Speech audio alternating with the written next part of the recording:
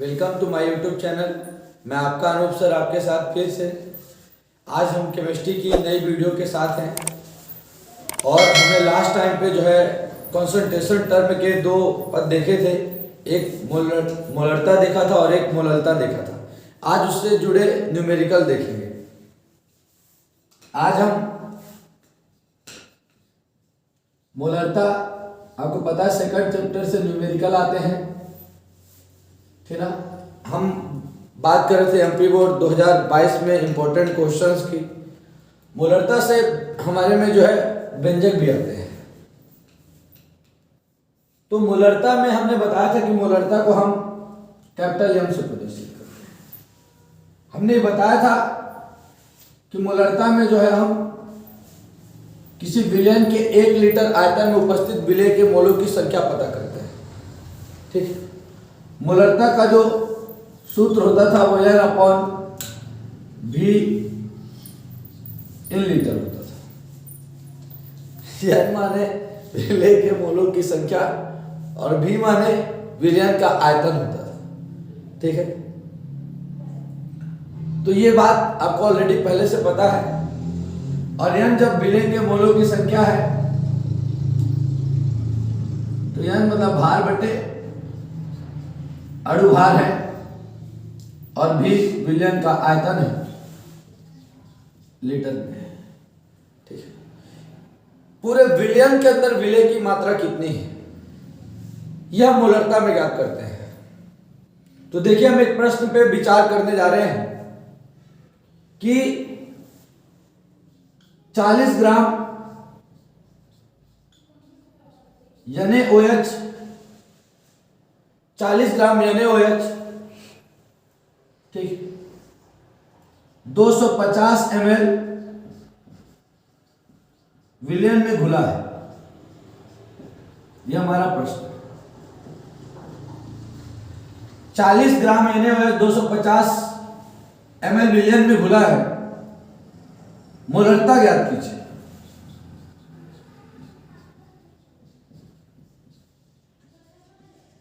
कैसे ज्ञात करेंगे मोलरता?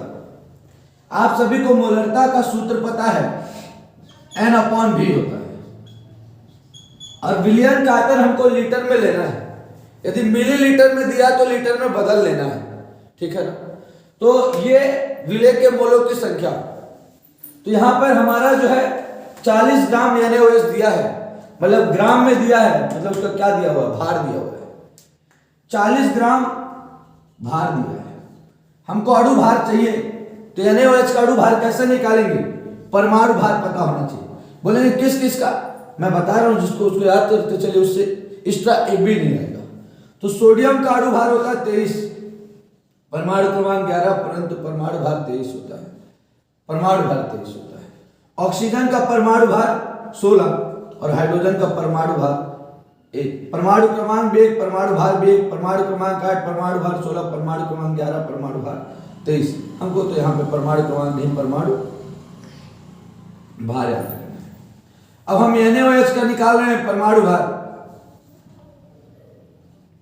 NaOH, Na का 23, ऑक्सीजन का 16। मैथ में A भी लिखा तो A इंटू B होता है। केमिस्ट्री में दो तत्वों के बीच में प्लस का साइन मानते हैं, सोडियम, दूसरा तत्व ऑक्सीजन प्लस हाइड्रोजन। तो 6 3 9 1 10 का शून्य हासिल 1 2 1 3 1 4। अणु भार कितना आ गया इसका NaOH का? 40 आ गया। ये हर बार नहीं होगा, ये इत्तेफाक से 40 आ गया कि परमाणु बराबर हो गया, दोनों भार और अणु भार समझ में आ गया। ये हो गया। अब आयतन चाहिए हमको। आयतन लीटर में चाहिए, पर यहाँ पे दिया मिलीलीटर में है। तो मिलीलीटर को लीटर में बदलने के लिए 1000 का क्या कर देंगे? भाग दे देंगे। 1000 का ये 0 से 0 कैंसिल, ये 40 से 40 कैंसिल हो गया। समझ में कि नहीं? यहाँ पे 25 से कम 25, 2500 को 100 हो गया। अब आप देख पा रहे होंगे ऊपर आ गया 1 और नीचे आ गया 1/4। ये जब ऊपर जाएगा तो क्या हो जाएगा? 1 × 4/1। नीचे के 1 का कोई महत्व नहीं होता, 4 कम 4। तो आप इसे लिख दीजिए 4 मोल प्रति लीटर। विलय के मोलों की संख्या मोल और लीटर मतलब मोल प्रति लीटर, या इसी को आप चाहे तो डायरेक्ट कैपिटल एम लिख सकते हैं, 4 मोलर। यह हमारा उत्तर है 40 ग्राम NaOH 250 ml विलयन में घुला है, मोलरता ज्ञात कीजिए। तो आप इस प्रकार ज्ञात करेंगे। दूसरा क्वेश्चन हम लेते हैं, एक चीज और कंफ्यूज करने के लिए करता है। आप बोलेंगे क्या, तो चलिए उसको भी देख लेते हैं। क्वेश्चन में दे दिया कि 4.9 ग्राम, क्वेश्चन में हमारे क्या दे दिया, 4.9 ग्राम H2SO4, 4.9 ग्राम H2SO4 500 सेंटीमीटर क्यूब विलयन में घुला है। अब आप बोले कि सेंटीमीटर क्यूब दे दिया विलयन को, तो सेंटीमीटर क्यूब का मतलब मिलीलीटर से ही समझिएगा। जिस तरह 250 मिलीलीटर सोच रहे थे, समझ लीजिएगा जब भी सेंटीमीटर क्यूब आएगा तो समझ लीजिएगा ml में लिखा है। आपको क्वेश्चन लगाना है, मोलरता ज्ञात करना है। 4.9 ग्राम H2SO4 500 सेंटीमीटर क्यूब विलयन में घुला है, मोलरता ज्ञात कीजिए। बोलिए, मोलरता का सूत्र m = n/v in litre. m माने विलय के मोलों की संख्या, तो भार बटे अणु भार, भार कितना है 4.9। H2SO4 का अणु भार निकालना है। आपको पता है कि हाइड्रोजन का परमाणु भार 1 होता है, और जब संख्या को लिखी होती है उसके साथ 2 गुणे में होती है। बोलेंगे अभी तो आप बोले थे तत्वों के बीच में प्लस, तो देखो ना तत्वों के बीच में प्लस, हाइड्रोजन सल्फर के बीच में प्लस, लेकिन जो संख्या उसके साथ लिखी है वो गुणे में। सल्फर का परमाणु भार 32 होता है, ऑक्सीजन का परमाणु भार 16 होता है, और ऑक्सीजन के साथ 4 है तो 4 का गुणा। बोलिए 2 × 1 = 2 प्लस 32, 16 × 4 = 64, 4 × 2 = 6, 2 = 8 और 6 × 3 = 9, 98 आ गया है इसका। ये हमने लिख दिया 98 इसका अणु भार। विलयन का आयतन इन लीटर, वॉल्यूम पता करना है। ये कितना लिखा, 500 सेंटीमीटर क्यूब। 500 सेंटीमीटर क्यूब को अपन क्या मानते हैं, ml, मतलब लीटर में बदलने के लिए मिलीलीटर को 1000 का भाग देना पड़ता है, दे दीजिए। ये जीरो ने जीरो को कैंसिल आउट कर दिया। बोलिए 5 × 5 = 5 दूनी 10। ये 4.9 है, जब भी दशमलव हटाते हैं तो नीचे जीरो को क्या कर देते हैं, बढ़ा देते हैं। तो 49 से कम 49, 49 दूनी 98, तो ऊपर आ गया 1/20, ऊपर आ गया 1/20, नीचे आ गया कितना 1/2। ये ऊपर जाएगा 1/2 जब, तो जाएगा 2/1, नीचे के का कोई महत्व नहीं। 2 × 1 = 2, 2 × 20, ये हो गया 1/10। ये अंश और ये हर है, हमेशा हर का भाग अंश में देते हैं, तो 10 का भाग 1 में देंगे, 1 छोटा है, हाँ 0 मान लेंगे। 10 का पहाड़ा पढ़िए, 10 से कम 10, 1/10 को अपन लिख सकते हैं 0.1। यहाँ पे हमारा उत्तर आ गया 0.1 मोल प्रति लीटर, लिख दीजिए 0.1 मोलर लिख दीजिए। ये हमारा मोलरता का दूसरा प्रश्न हो गया, जिसको हमने सॉल्व कर दिया। अब हम इसका अगला प्रश्न देखने जा रहे हैं। कई बार जो है जल की मोलरता पूछता है कि जल की मोलरता बताइए, तो जल की मोलरता कैसे बताएं, जल की मोलरता कितनी होती है। तो ये सभी लोगों को याद रहता है जल की मोलरता, ऑब्जेक्टिव भी कई बार आता है। तो आपको पता है कि जल की मोलरता होती है 55.55। कैसे आती है जल की मोलरता, हमने याद कर लिया कि 55.55 होती है। आई कैसे है 55.55, ठीक ना, ये उसकी मोलरता है 55.55। चलिए बताते हैं हम आपको। याद रखिएगा जल की मोलरता ज्ञात करना है। हमको पता है कि किस घनत्व पे चर्चा हो रही है। ये माना जाता है इसके घनत्व के लिए कि जल का जो है घनत्व 1 ग्राम पर ml होता है सामान्यतः। यह मान लिया जाता है 1 किलोग्राम पर लीटर होता है, कुछ भी ले सकते हैं। और ये 1 ग्राम पर ml का मतलब क्या है, मतलब 1 मिलीलीटर में 1 ग्राम, और यहां पे क्या 1 लीटर में 1 केजी, कुछ भी ले सकते थे। मान लीजिए हमने ले लिया 1 ग्राम पर ml। जल की मोलरता 55.55 कैसे आई, तो देखिए हम मानते हैं, क्या मानते हैं, माना जल जो है जल के आयतन की बात कर लेते हैं। जल का जो आयतन है 100 ml है। जल का आयतन 100 ml है। तो बताइए जब जल का आयतन 100 ml होगा तो जल का भार कितना होगा? क्योंकि आपको पता है कि जब आयतन मिलीलीटर 100 ml हो गया तो यहां पे 1 मिलीलीटर में जब 1 ग्राम था तो 100 मिलीलीटर में कितने ग्राम होगा? 100 ग्राम होगा जल का भार। हमको मोलरता ज्ञात करनी है जल की। मोलरता का सूत्र हमको पता है, m बराबर N/V इन लीटर। आयतन हमेशा लीटर में होता है। बोलिए विलेय के मोलों की संख्या भार बटे अणु भार। भार कितना है जल का? 100 ग्राम। अणु भार कितना है जल का? निकाल लीजिए। H2O हाइड्रोजन का 1/2, ऑक्सीजन का परमाणु भार 16 और परमाणु भार को आपस में जोड़ देंगे तो अणु भार निकल आएगा। 2 × 2 + 16 कितना आएगा? 18। ये जल का क्या है? अणु भार है। आयतन पता करना है। बोलिए 100 ml दिया है जल का आयतन, 1000 का भाग दे देंगे। 1000 का भाग दे दिए, क्या होगा? 0 से 0 कैंसिल, 0 से 0 कैंसिल। ऊपर हो गया 100/18 और नीचे हो गया 1/10। ये ऊपर चला जाएगा। 100/18 गुणे, जब ये कोई चीज बटे के ऊपर जाती गुणे में जाती है और जो हर में होता है वो अंश में चला जाता है और जो अंश में होता है वो हर में। बोलिए अब गुणा होगा 100 × 10 तो 1000 हो जाएगा। 1000/18 मतलब ये अंश और ये हर है। हमेशा हर का भाग अंश में देते हैं। बोलिए 18 × 5 = 90। ठीक ना? कितना आएगा? 100 में 90 घटाएंगे 10 आएगा। 0 का 0, 10 में से 9 गया 1, उतारिए आए फिर 0, फिर पढ़िए 18 × 5 = 90, फिर से आ गया 10। अब ये 10 18 से छोटा है, यहां पे पॉइंट लगाएंगे और 0 को बढ़ा देंगे, फिर पढ़ेंगे तो ये 5.55 बार बार क्या होगा? आएगा। वही इसका होता है 5.55, पहले तो 5.56 नहीं समझ पा रहे। तो ये जो हमारा है ना 5.55, यही जल की क्या है? मोलरता है। तो जल की मोलरता कैसे हुई ये आपने देख लिया। तो ये हमने 3 मोलरता के न्यूमेरिकल किए। अब हम चालू करते हैं मोलरता के न्यूमेरिकल और मोलरता के बारे में। नॉर्मलता इसके बाद करेंगे, इसके बाद मोल प्रभाष करेंगे, है ना? तो चलिए आपको कुछ टाइम रख करके इस वीडियो को करना है। कुछ टाइम तो आपके पास होना ही चाहिए। ठीक है, तो अपन चलते हैं अब मोलरता के बाद मोलरता की ओर, है ना? कॉमन से ही आते हैं अपने में। ठीक है, जितने कॉमन से एमपी बोर्ड में आ रहे हैं क्वेश्चंस एनसीईआरटी बेसिस, हम उन पे चर्चा कर ही रहे हैं और बताए। उसके बाद आगे चलते हैं। हम आगे चर्चा करने जा रहे हैं मोलरता टॉपिक की।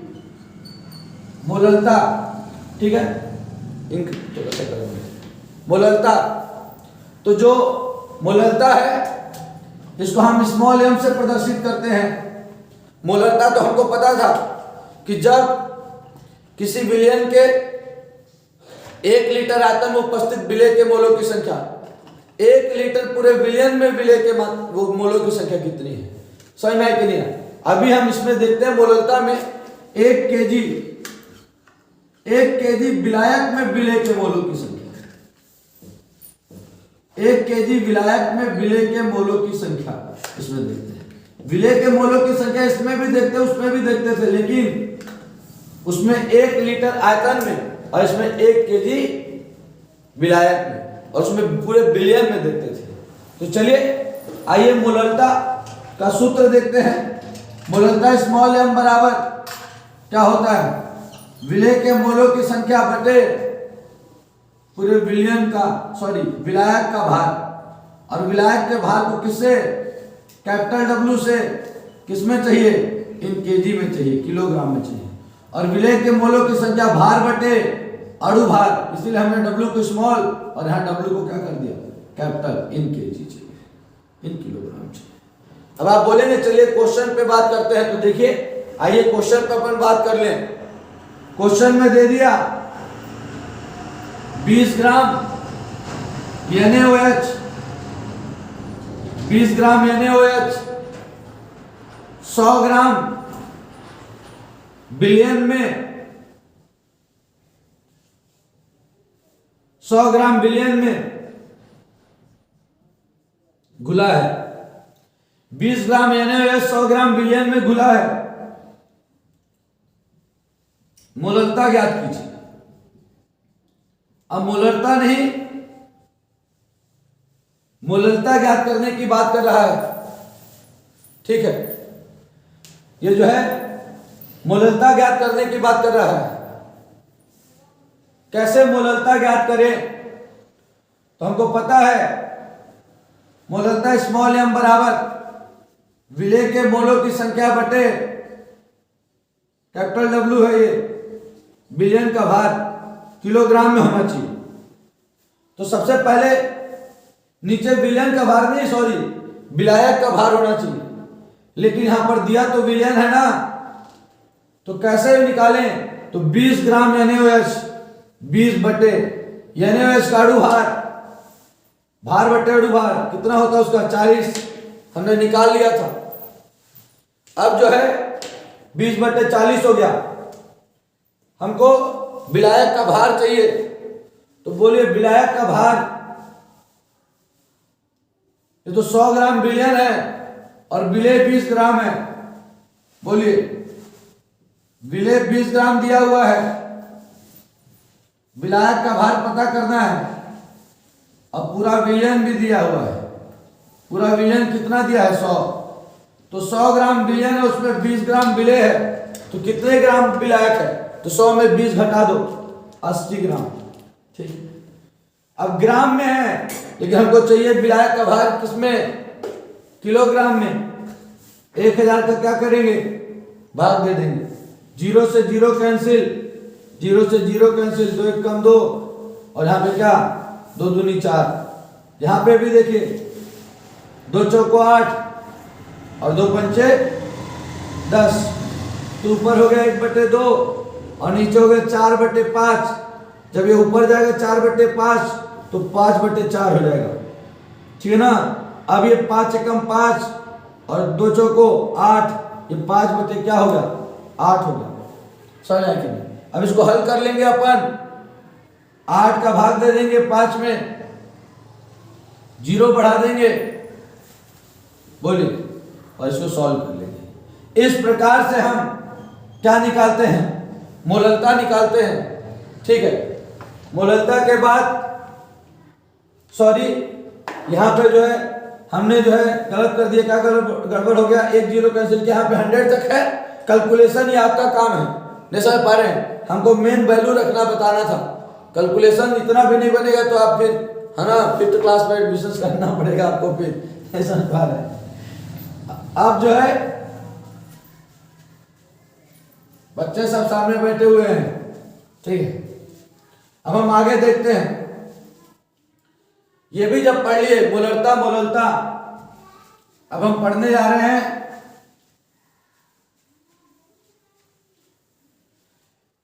नॉर्मलता के बारे में, नॉर्मलता को जानेंगे। अब ये नॉर्मलता जिसे इंग्लिश में नॉर्मलिटी कहते हैं, इसे कैपिटल N से प्रदर्शित करते हैं नॉर्मलता को, कैपिटल N, कैपिटल N मतलब नॉर्मलता, ठीक है ना। नॉर्मलता क्या है? किसी विलियन के 1 लीटर आयतन में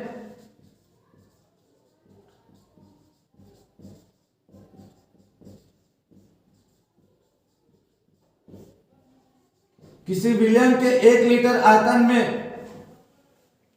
ठीक है, विलेय के ग्राम तुल्यांकों की संख्या,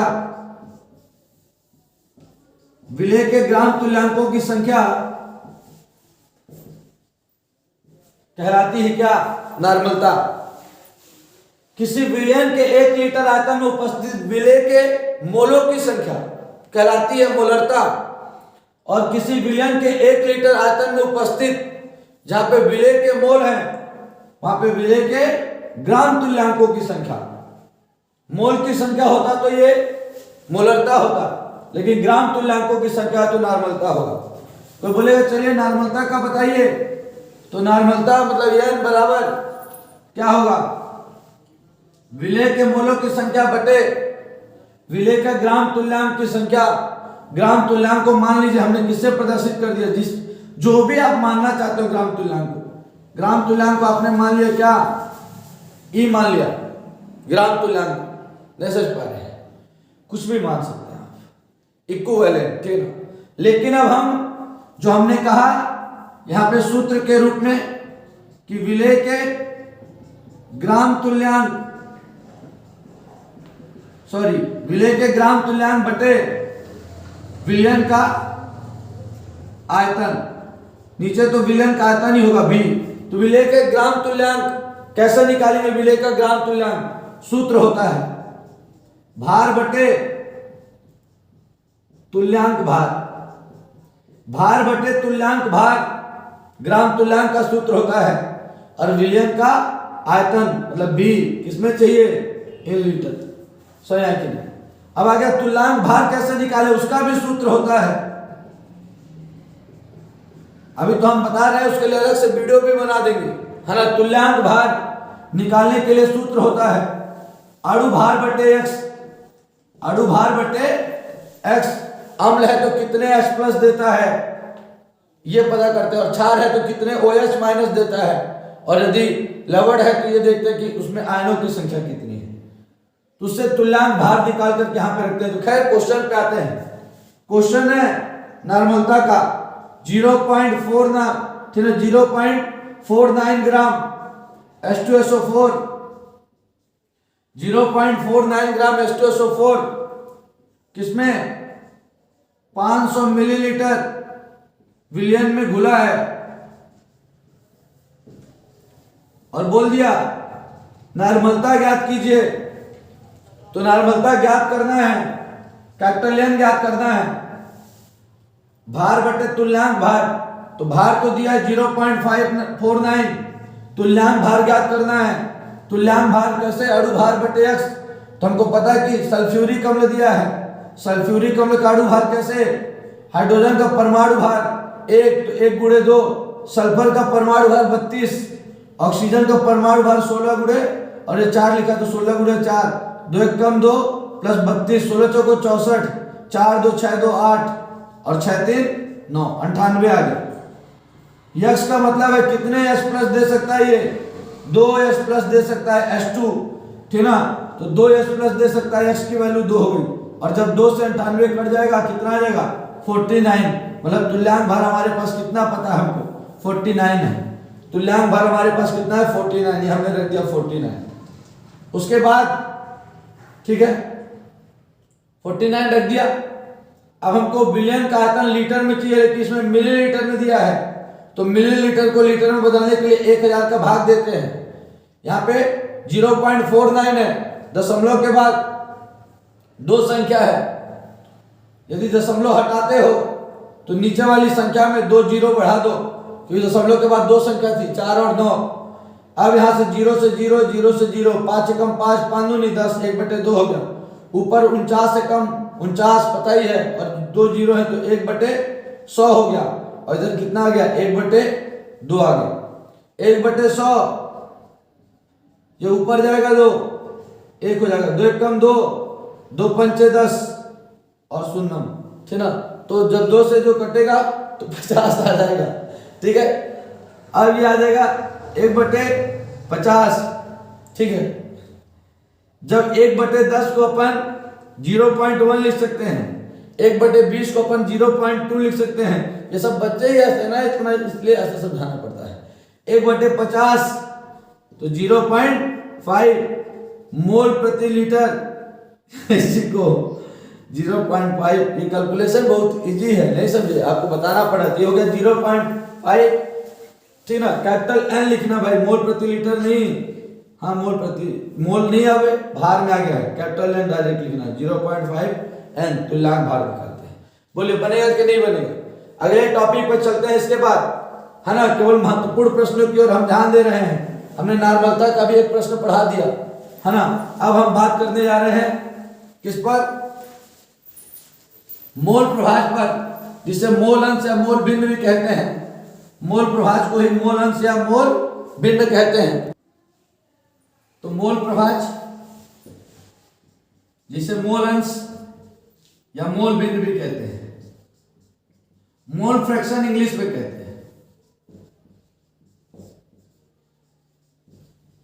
ठीक है, क्या है ये मोल प्रभाज? ठीक, विलेय या विलायक के मोलों की संख्या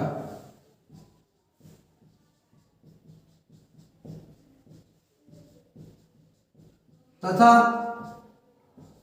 विलयन के मोलों की संख्या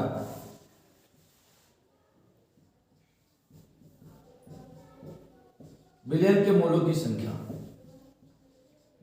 का अनुपात, विलेय या विलायक के मोलों की संख्या और विलयन के मोलों की संख्या का अनुपात।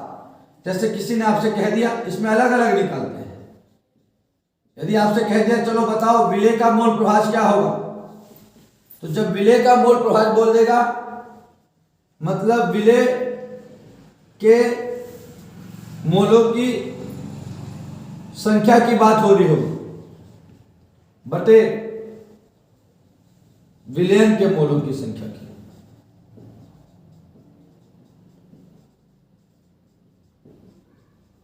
और कोई कह देता है कि विलायक का मोल प्रभाज बताओ, विलेय हटा करके बोल दिया विलायक का मोल प्रभाज बताओ, तो फिर विलेय हटा करके यहां पे क्या हो जाएगा, विलायक के मोलों की संख्या बटे विलयन के मोलों की संख्या। इस प्रकार से हम मोल प्रभाज क्या है, विलेय या विलायक के मोलों की संख्या तथा विलयन के मोलों की संख्या का अनुपात क्या कहलाता है, विलेय या विलायक का मोल प्रभाज कहलाता है। मोल प्रभाज को x से या उसी को जीटा भी कहते हैं, x से प्रदर्शित करते हैं।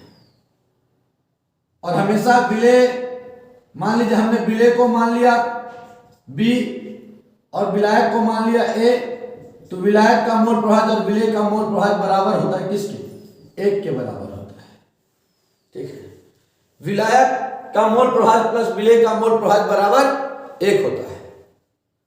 तो चलिए मोल प्रभाज जैसे हमने ले लिया, एक A है पदार्थ, एक B है पदार्थ।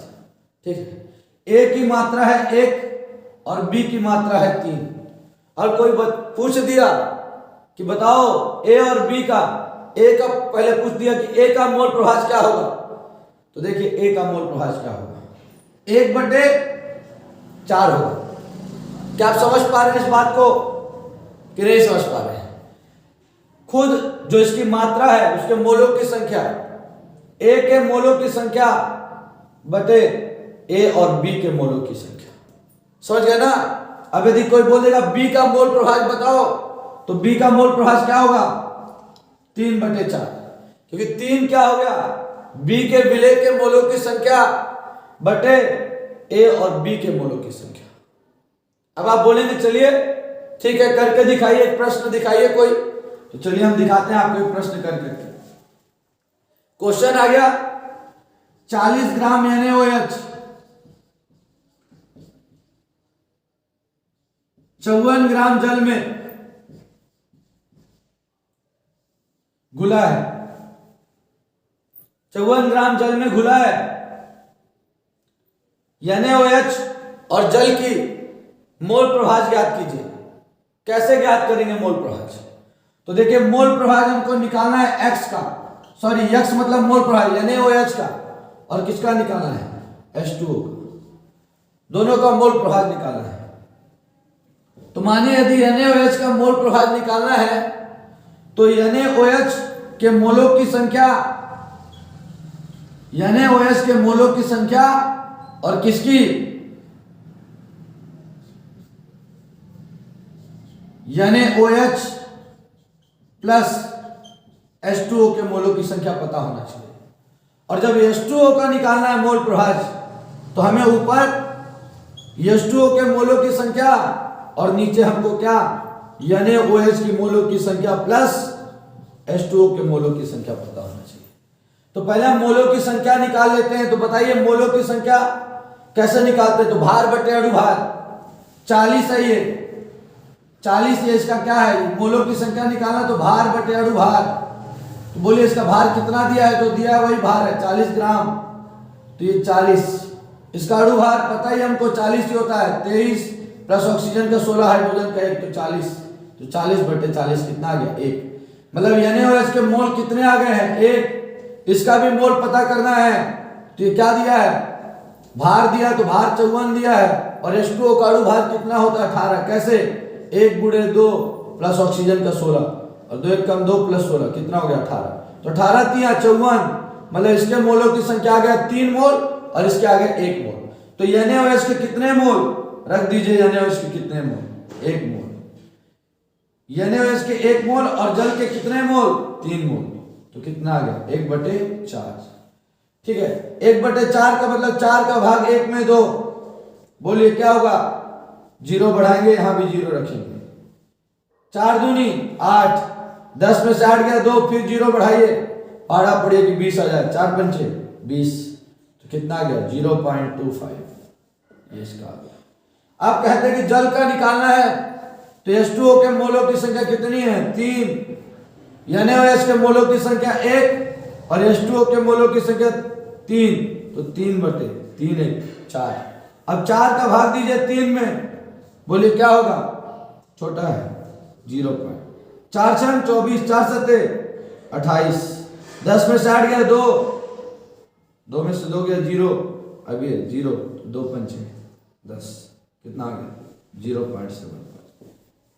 ठीक है, तो इस प्रकार से हम किसी का मोल प्रभाव निकालते हैं। तो आज हमने 4 चीजें सीखा। मोलरता के न्यूमेरिकल, नॉर्मलता क्या है उसके न्यूमेरिकल, और मोल प्रभाव क्या है इसके न्यूमेरिकल। बहुत बहुत धन्यवाद।